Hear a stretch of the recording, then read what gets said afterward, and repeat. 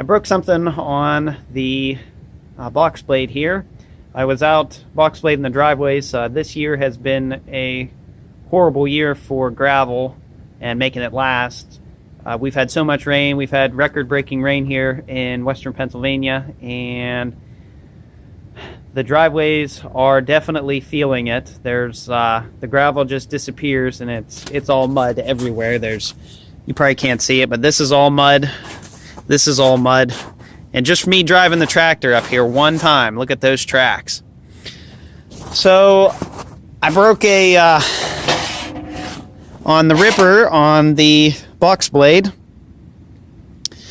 These are a weld-on piece, and I broke it there, and then someone else has welded this on. So you really have 2 inches roughly before you start wearing this down. So probably the reason this broke was this being welded on here, and you have more leverage out here, and it just broke off. But whenever I found it, this thing was bent like this on the box blade, and I was thrilled I didn't lose this thing out in the driveway. So what we have to do today is fix this thing. I am not buying a new one. There is plenty of life left in this. All it needs is re-welded. So I mean, I can see why this broke. I mean, look how small or how thin that metal is. Geez, that's probably 1/8 inch, maybe more, maybe a little bit more. And then it broke this right in half too. This is like a hardened piece of steel on another hardened piece of steel. So these two are welded together, and then this is welded to that. So this is almost like a sandwich of weld here. So, but what I'm going to do is this piece here is 5/16 of an inch thick, and I'm gonna have to bevel this and grind these down here and just re-weld this thing. So let's get started. Here I'm just getting everything set up in preparation for welding this thing. I've got to say it is really nice having a tool cart and a welding stand like this. For years I used to just weld out on the ground, and now I use this welding table, so this thing has come in real handy. What I did there was bevel that piece of 5/16 hardened steel, and I will tell you what, that thing was hard. It was not easy to cut through with an angle grinder. And now I'm just beveling everything and trying to make sure I get a lot of penetration and stuff so that this thing won't break again. This will be a true test of a weld made with a Harbor Freight welder. There's so much leverage on that little piece of steel. If this thing holds up, I'll be surprised. Time will tell, though. Let's talk a little bit about the welder I'm going to be using today. This is my 90 amp flux core wire welder from my favorite store, Harbor Freight. And I've had this thing for quite a few years. I have put roughly somewheres around, if I had to guess, about 40 to 50 pounds of welding wire through this machine, and this has been a great little welder, and we're using it again. So let's turn this thing on, fire it up, and let's start welding.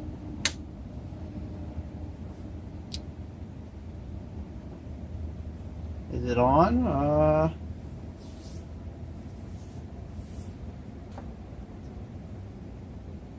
No fan.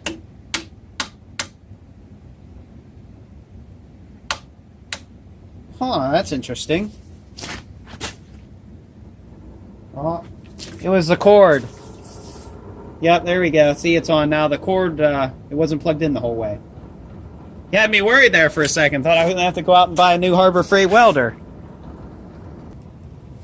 First things first, I am going to tack this thing up. And I also bought this big magnet here. That also came from Harbor Freight. And it seems to work pretty good. So I have already prepped this thing. I took off some of the metal around that thicker part and kind of ground a bevel on everything. So last thing to do here is to finally just tack this thing up and then see how everything's lined up, and then fully weld this thing. A while back I purchased this magnet from Harbor Freight, and it has come in very handy.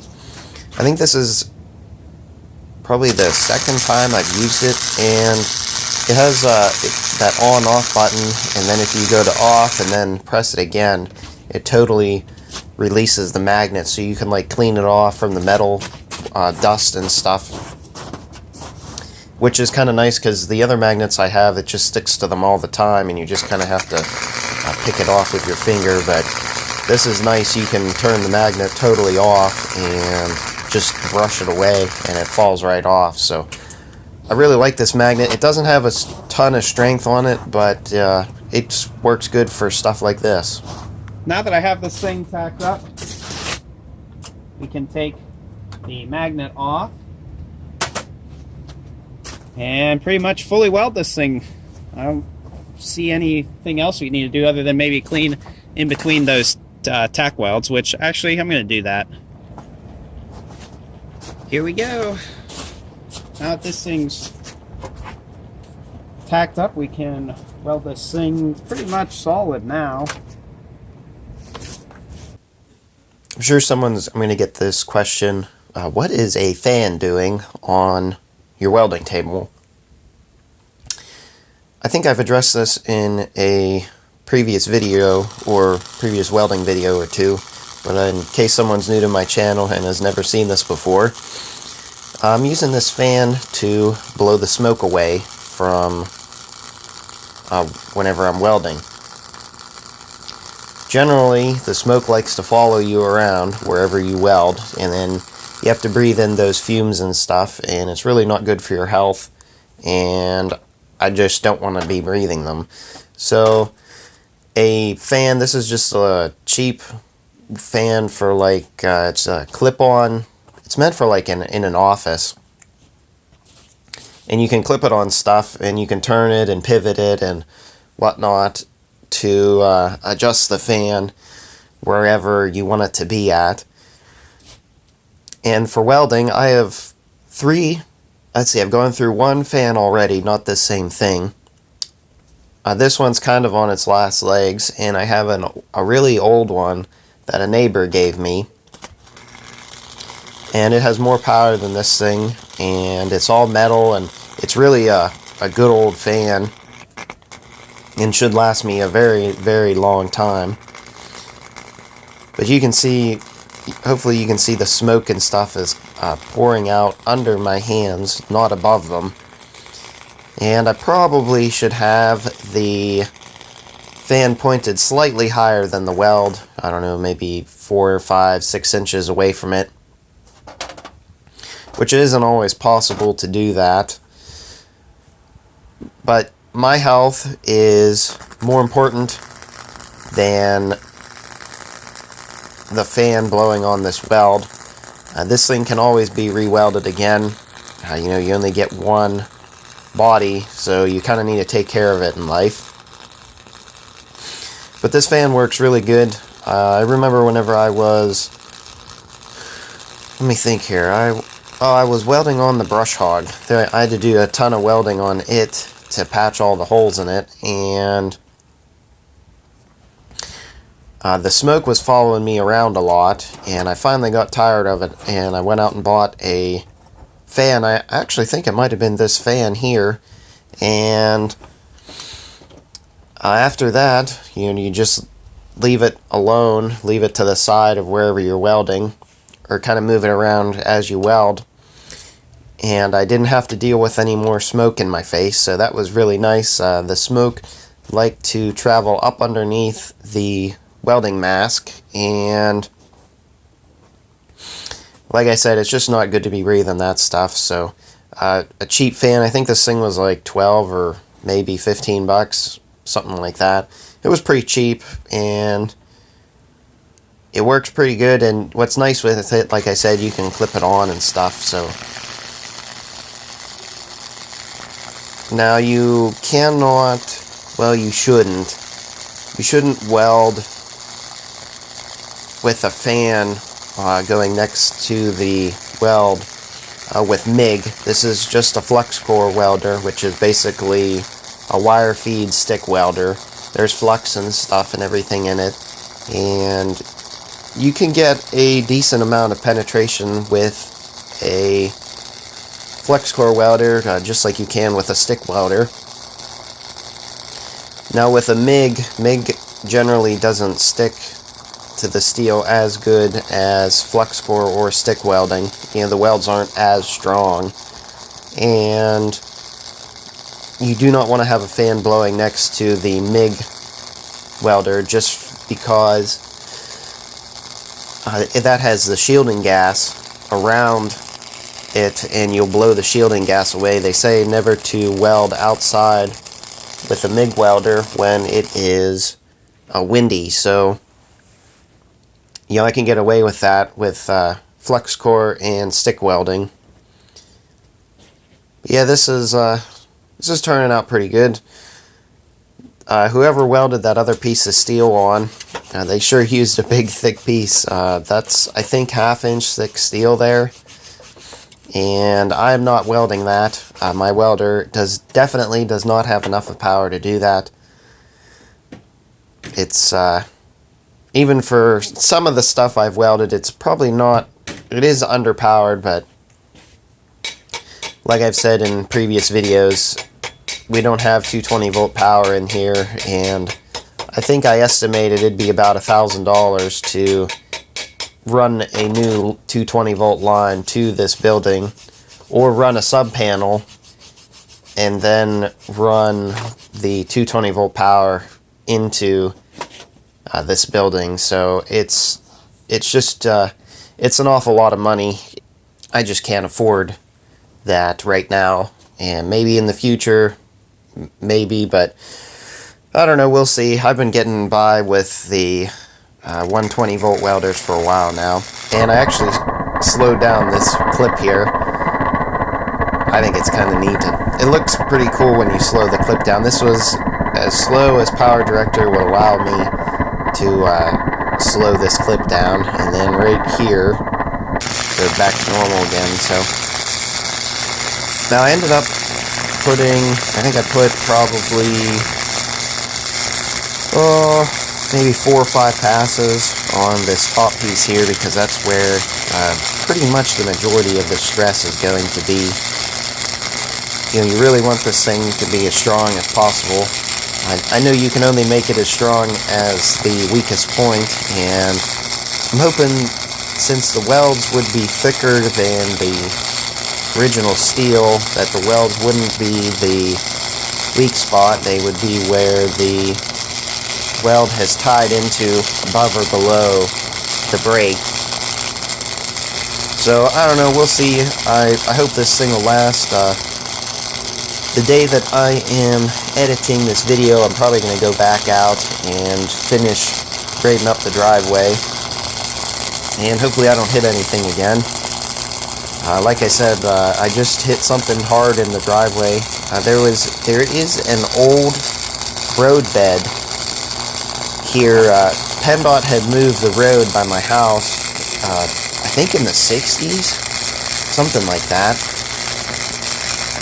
And they moved the road, and then what they did, I guess we just graveled over top of the old road base, and that is a possibility for why this broke. I've been through that spot many times before and never hit anything, so I guess maybe I hit part of the old road. I'm assuming that it was just a gravel road. This was, well, the 60s, 40, 50, 60, that was almost 60 years ago, and I don't know what it was. Actually, there is, now that I think about it, there is a spot by there was a bridge over here that they took out also, and the old bridge abutments, you know, that are tied on each end of where the bridge was, those are still here. And there is actually pavement on that, so maybe this was a paved road, now that I think about it. There's still some pavement that is showing, even 60 years later, that I know it's pavement. It looks exactly like pavement, and why would it be in one spot and not another? So I'm assuming that that's what that is. Maybe I hit a piece of pavement. I really don't know, but it definitely gave the tractor a good jolt when this thing broke. And the funny thing was, so after that had happened, I just kept kind of driving, didn't really think anything of it. And I pull the box blade up whenever I'm ready to back up. And I look back there, and one of the teeth, or the rippers on this thing, is shorter than the rest of them. We have a 5-shank ripper on the box blade to kind of loosen everything up, and 4 out of the 5 were still the same length, and the other one was a lot shorter by like 2 inches, so I knew I had broken something when that had happened. And it's just one of those things, I guess. When you deal with equipment and stuff, things are bound to break, and you really need to know how to weld this thing back together. If I had to estimate, if I had to pay someone to do this, I bet this would be probably $30, $40, maybe $50 to have someone fix this. And I pretty much fix this thing myself for, I wouldn't say free, but you know, my time is worth something. The electricity, the wear and tear on the welder, and the welding wire that I used up to fix this, I don't know, probably not even maybe $10 at the most. And I had already spent the money on the welding wire, so really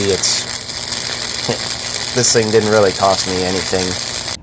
Here's what the ripper looks like. Pretty much done. Now I know my welds are not the greatest. I am not a professional welder and don't ever claim to be one. Does it look pretty? No. But is it fully functional? Well, I don't see why it wouldn't be. I can feel, I'm holding this, I'm using my cell phone here to film, and I can feel the heat radiating off this thing from about 4 or 5 inches away, and through the glove it's warm. Yeah, I can barely hold on to it. It's hot all the way out to there. And hopefully you guys can see. Can you see how much penetration I got on the end of this piece right in there? Look at that. So there's quite a bit of weld on this thing, and I don't see why that wouldn't hold. I did bevel this piece right in here. So that piece was beveled. I couldn't really bevel the other one without taking away a huge chunk of this. So, well, there you go. That's fixing up a ripper with the 90 amp flux core welder from Harbor Freight. Hope everyone enjoyed the video. If you would, drop me a like and a comment and let me know what you guys think. I know I need to get a bigger welder to do this kind of stuff. We don't have 220 volt power in this building, and the welder that is 220 volt in the other building is a stick welder, and I'm not that great at stick welding. I've ran so much welding wire through this 90 amp flux core welder one, and it has lasted me a long time, and I'm very familiar with it. Hope everyone enjoyed the video. Don't forget to like, comment, and subscribe for more, and we will see you all in the next one. Thanks for watching.